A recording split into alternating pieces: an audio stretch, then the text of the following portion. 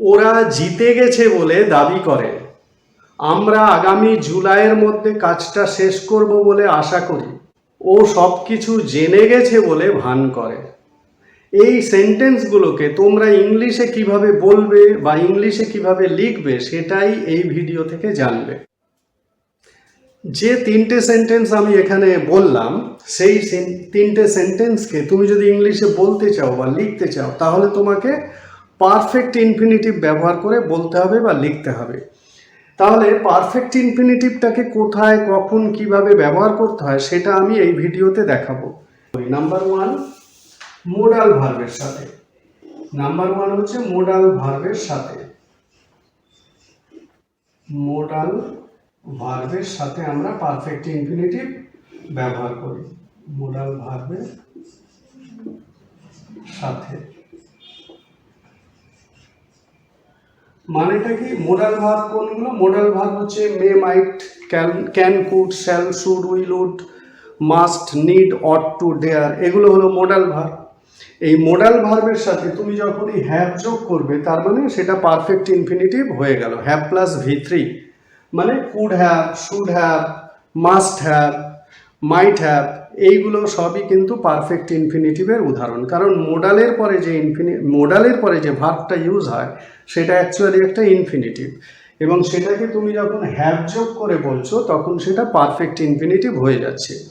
আমি ওই উদাহরণগুলোতে আসছি না, ওটা একটা অন্য বিষয়। মোডাল ভার্বের চ্যাপ্টার মধ্যে ওটা বিষয়টা, মানে কুড হ্যাভের ব্যবহার, শুড হ্যাভ, মাস্ট হ্যাভ, এদের যে ব্যবহার, এগুলো আলাদা জিনিস, এগুলো আমি এই ভিডিওতে দেখাবো না। আমি এখানে দেখাবো পারফেক্ট ইনফিনিটিভকে অন্য যে ক্ষেত্রগুলো, অন্য যে কন্ডিশনগুলো আছে, সেই কোন কোন কন্ডিশনে, কোন কোন শর্তে পারফেক্ট ইনফিনিটিভকে তোমরা ইংলিশ সেন্টেন্সে ব্যবহার করতে পারবে। তাহলে আমি নাম্বার 1কে বলছি না, নাম্বার 2 থেকে আমি ডেসক্রাইব করব। নাম্বার 2 হলো দুটো অ্যাকশন, মানে দুটো কাজ নিয়ে একটা যখন সেন্টেন্স তৈরি হচ্ছে, সেই দুটো কাজের মধ্যে একটা কাজ আগে ঘটে, একটা কাজ পরে ঘটে।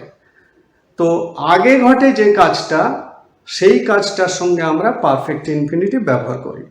তাহলে সেই ক্ষেত্রে আমরা কিভাবে পারফেক্ট ইনফিনিটিভটাকে ব্যবহার করব সেটা আমি এক্সাম্পল দিয়ে দেখাচ্ছি। তাহলে ইনফিনিটিভ ভার্বের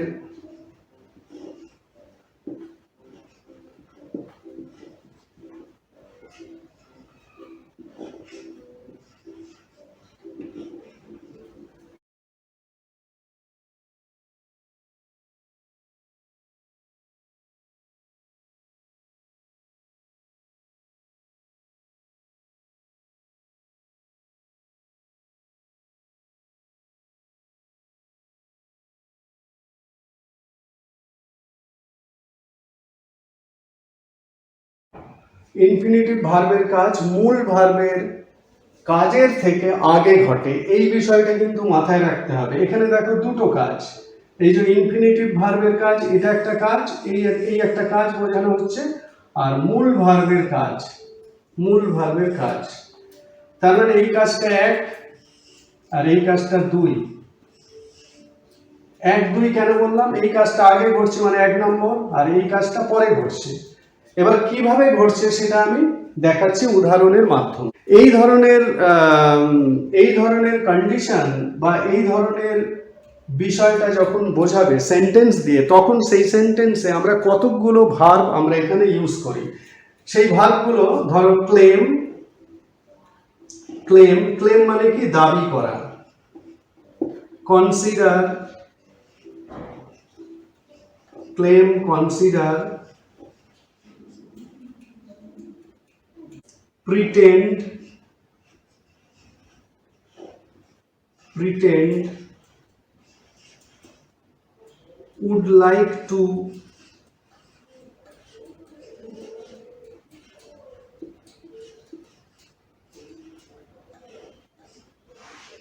তাহলে আমরা এই ধরনের ভার্ব এই অর্থে ব্যবহার করি। মানে ইনফিনিটিভ ভার্বের কাজ যখন মূল ভার্বের কাজের আগে ঘটে তখন পারফেক্ট ইনফিনিটিভ ব্যবহার করি।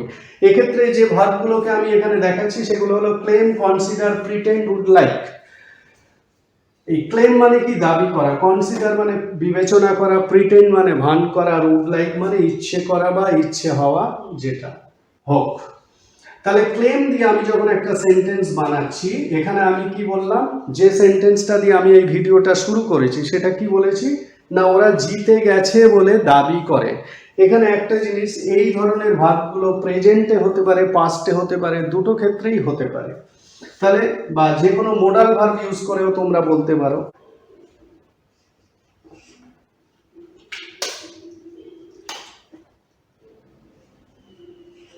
ওরা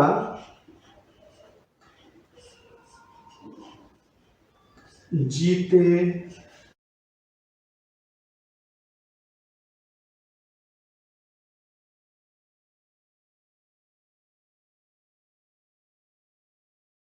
এখানে দেখো, ওরা জিতে গিয়েছে বলে দাবি করে। এই সেন্টেন্সের মধ্যে যে দাবি করে ক্লেম আছে, আর জিতে গিয়েছে এইরকম একটা অ্যাকশন আছে। এই দুটো অ্যাকশনের মধ্যে কোনটা আগে পরে নিশ্চয়ই সেন্টেন্সটা দিয়ে বুঝতে পারছো। কোনটা আগে ঘটছে, মানে জিতে গিয়েছে এই অ্যাকশনটা আগে ঘটছে, আর দাবি করে এটা পরে। তাহলে এই ধরনের বিষয়ে, মানে এই ধরনের কন্ডিশনে তোমাকে কি করতে হবে না, তোমাকে পারফেক্ট ইনফিনিটিভ ব্যবহার করতে হবে। তাহলে ওরা দাবি করে দে ক্লেম, ওরা দাবি করে দে ক্লেম, দে ক্লেম জিতে গিয়েছে to have won, they claim to have won, they claim to have won. এবারে আমি একটা অবজেক্ট বসাতে পারি। অবজেক্টটা ওরা সিটটা, সিটটা বলতে আমরা এখানে নির্বাচনী কেন্দ্র বোঝাচ্ছি। ধরো সিটটা,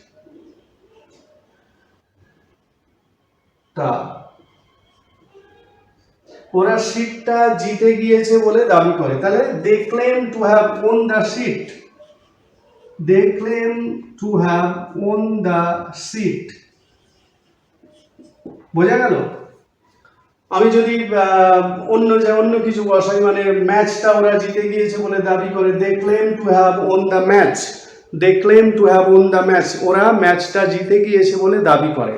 এখানে দুটো অ্যাকশন পরিষ্কার বুঝতে পারছো, একটা হচ্ছে দাবি করে, একটা হচ্ছে জিতে গিয়েছে। জিতে গিয়েছেটা এটা আগে ঘটে যাচ্ছে, সেই কারণে এখানে আমরা পারফেক্ট ইনফিনিটিভ ব্যবহার করে সেন্টেন্সটাকে ইংলিশে বললাম। এইবারে দেখো, তুমি যদি এই ক্লেমটাকে পাস্টে লেখো তাহলে কোনো সমস্যা নেই, বিষয়টা একই থাকবে। They claimed to have won the match, they claimed to have won the seat. মানে আমি যদি সেন্টেন্সটাকে ভাঙি তাহলে কি দাঁড়ায়, they claim that they have won the seat, they claim that they have won the seat. তাহলে এই সেন্টেন্সটাকে তুমি যদি মানে ভেঙে করতে চাও, মানে সেন্টেন্সটাকে তুমি একটা ক্লজে যদি দেখাতে চাও, তাহলে কি হবে, they claim that they have won the seat বা they have won the match. এবার তুমি যদি পাস্টে করো, তার মানে কি, they claimed to have won the seat বা they claim to have won the match, মানে ওরা সিটটা জিতে গিয়েছে বলে দাবি করেছিল, এরকম যদি হয় সেন্টেন্সটা, তাহলে কি হবে, ক্লেমটা ক্লেমড হয়ে যাবে। They claimed to have won the seat বা they claim to have won the match. সেক্ষেত্রে তুমি যদি ক্লজে সেন্টেন্সটাকে বলো, কি বলবে, they claim that they had won the seat, they claim that they had won the seat. বোঝা গেল? তাহলে এই ইনপারফেক্ট ইনফিনিটিভটাকে কোথায় ব্যবহার করবে না, দুটো অ্যাকশনের মধ্যে যে অ্যাকশনটা আগে ঘটবে সেই জায়গায় তোমরা পারফেক্ট ইনফিনিটিভটাকে ব্যবহার করবে। এক্সাম্পল আমি ক্লেম দিয়ে দেখিয়েছি। ক্লেম মানে দাবি করা, ওরা ম্যাচটা জিতে গিয়েছে বলে দাবি করে বা ওরা সিটটা জিতে গিয়েছে বলে দাবি করে। ইংলিশটা কি হলো, they claim to have won the seat বা they claim to have won the match. Okay, perfect ইনফিনিটিভটিকে তুমি এই রকম ভাবেও ব্যবহার করতে পারো। কি রকম না, ইনফিনিটিভ ভার্বের কাজ কোনো নির্দিষ্ট সময়ের মধ্যে শেষ হয়ে যাবে। ভবিষ্যতে কোনো একটা কাজ নির্দিষ্ট সময়ের মধ্যে শেষ হয়ে যাবে। সেই নির্দিষ্ট সময়ের মধ্যে কোন কাজটা শেষ হবে না, ইনফিনিটিভ ভার্বের কাজটা শেষ হবে। এইটা কিন্তু খুব গুরুত্বপূর্ণ, মানে মূল ক্রিয়া নয়, ইনফিনিটিভ ভার্বের কাজটা শেষ হবে। মূল ক্রিয়া শেষ হলে সেটা তখন অন্য হয়ে যাবে। ইনফিনিটিভ ভার্বের কাজটা কোনো নির্দিষ্ট সময়ের মধ্যে শেষ হয়ে যাবে ভবিষ্যতে, সেই ক্ষেত্রে তুমি পারফেক্ট ইনফিনিটিভটাকে ব্যবহার করবে। আমি একটা এক্সাম্পল দিচ্ছি।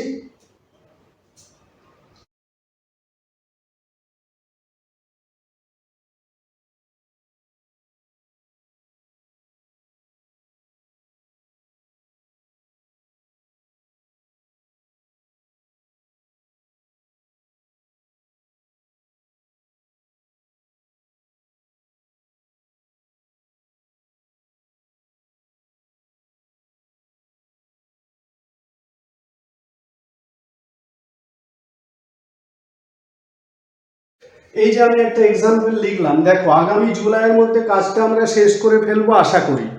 সেন্টেন্সটা একটু বড় লাগছে, কিন্তু এই সেন্টেন্সটাতে আমাদের কি ইউজ করতে হবে? Perfect infinitive. এক্ষেত্রে পারফেক্ট ইনফিনিটিভ ব্যবহার করার যে শর্ত, সেটা হলো ইনফিনিটিভের কাজ কোনো নির্দিষ্ট সময়ের মধ্যে ভবিষ্যতে শেষ হবে, এটাই হলো শর্ত। তাহলে এখানে শর্তগুলো পূরণ হচ্ছে কিনা দেখে নাও। আগামী জুলাই এটা হলো নির্দিষ্ট সময়, আর শেষ করে ফেলবো এটা হলো তোমার ইনফিনিটিভ ভার্বের কাজ। তার মানে শর্তটা পূরণ হচ্ছে। আর আমরা আশা করছি, মানে আমরা আশা করছি আগামী জুলাইয়ের মধ্যে কাজটা আমরা শেষ করে ফেলবো। তাহলে ইংলিশটা কিভাবে? উই হোপ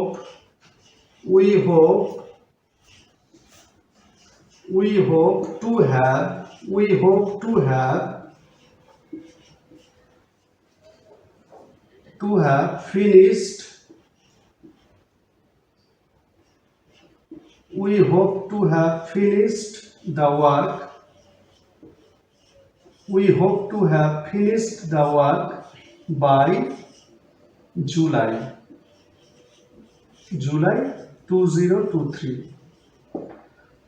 এই হলো আমাদের সেন্টেন্স।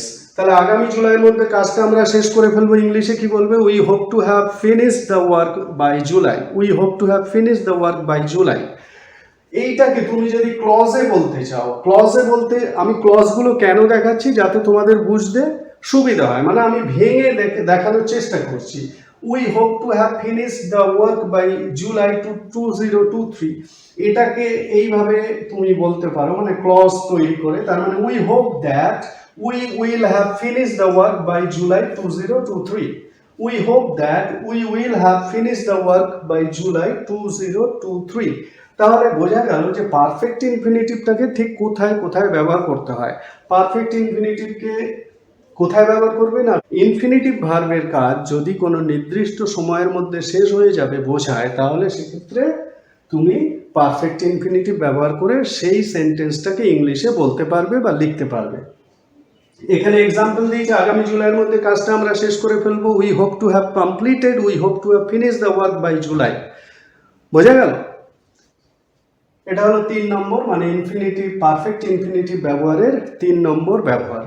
এবার দেখে নাও পারফেক্ট ইনফিনিটিভটাকে আর কোথায় কোথায় ব্যবহার করতে পারবে। নন ফাইনাইট ভার্ব দিয়ে যদি কাজটা অসম্পূর্ণ বোঝায়, কাজটা হয়নি বোঝায়, তাহলে সেক্ষেত্রে পারফেক্ট ইনফিনিটিভটাকে ব্যবহার করতে হয়। এক্ষেত্রে যে ভার্বগুলো নর্মালি ব্যবহার করা হয় সেগুলো হলো উইশ, ইন্টেন্ড, প্রত্যেকটার মানে মোটামুটি একই। Wish, intend, mean, suppose, wish, intend, mean, suppose,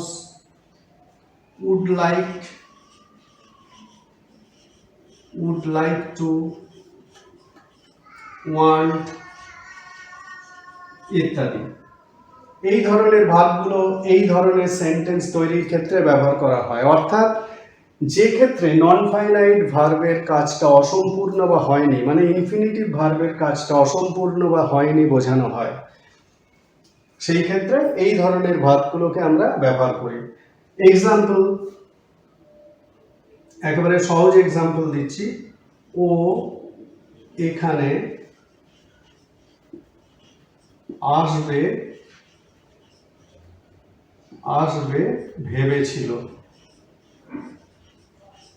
ও এখানে আসবে ভেবেছিল, বা ও এখানে আসতে চেয়েছিল, এইটা ভেবেছিল।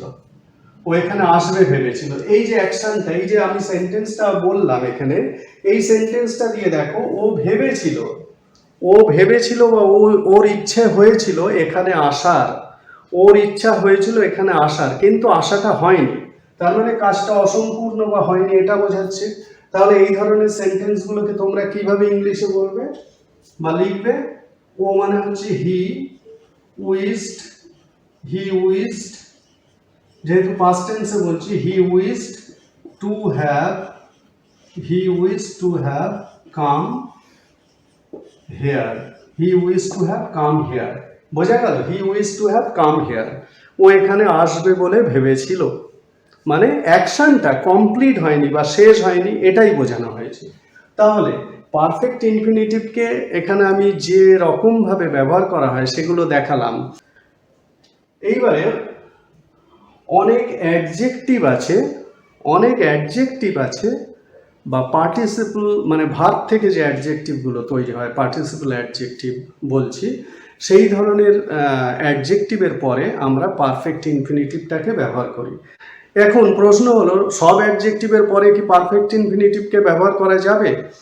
এখানে আমি দেখাচ্ছি যে কোন কোন অ্যাডজেক্টিভের পরে পারফেক্ট ইনফিনিটিভটাকে তোমরা ব্যবহার করতে পারবে, কোন কোন অ্যাডজেক্টিভের পরে পারফেক্ট ইনফিনিটিভটাকে ব্যবহার করতে পারবে। এখানে দেখো আমি ওই অ্যাডজেক্টিভগুলোর একটা দিয়েছি, মানে ডিভিশন করে দিয়েছি। ডিভিশন মানে হচ্ছে মানে কি ধরনের অ্যাডজেক্টিভের পরে তোমরা পারফেক্ট ইনফিনিটিভটাকে ব্যবহার করবে। উইলিংনেস বোঝাচ্ছে এরকম ধরনের অ্যাডজেক্টিভের পরে তোমরা পারফেক্ট ইনফিনিটিভ ব্যবহার করবে। আমি কিছু উদাহরণ দেখিয়ে দিচ্ছি। নেক্সট হচ্ছে ইমোশনাল স্টেট, মানে আবেগ বোঝাচ্ছে এরকম অ্যাডজেক্টিভের পরে তোমরা পারফেক্ট ইনফিনিটিভটাকে ব্যবহার করবে। 3 নম্বর মেন্টাল স্টেট বোঝাচ্ছে এরকম কিছু অ্যাডজেক্টিভের পরে তোমরা পারফেক্ট ইনফিনিটিভটাকে ব্যবহার করবে। মেন্টাল স্টেট মানে মানসিক অবস্থা, মানে অবাক হয়ে যাচ্ছ, বিচলিত হচ্ছ, এই ধরনের যে মেন্টাল স্টেট বোঝাচ্ছে যে অ্যাডজেক্টিভগুলো দিয়ে, সেই অ্যাডজেক্টিভগুলোর পরে তোমরা পারফেক্ট ইনফিনিটিভটাকে ব্যবহার করবে। আর নেক্সট হচ্ছে পার্সোনাল কোয়ালিটিস, মানে ব্যক্তিগত যে তোমার গুণ, সেই রকম বোঝাচ্ছে এরকম অ্যাডজেক্টিভ, সেইগুলোর পরে তুমি পারফেক্ট ইনফিনিটিভটাকে ব্যবহার করবে।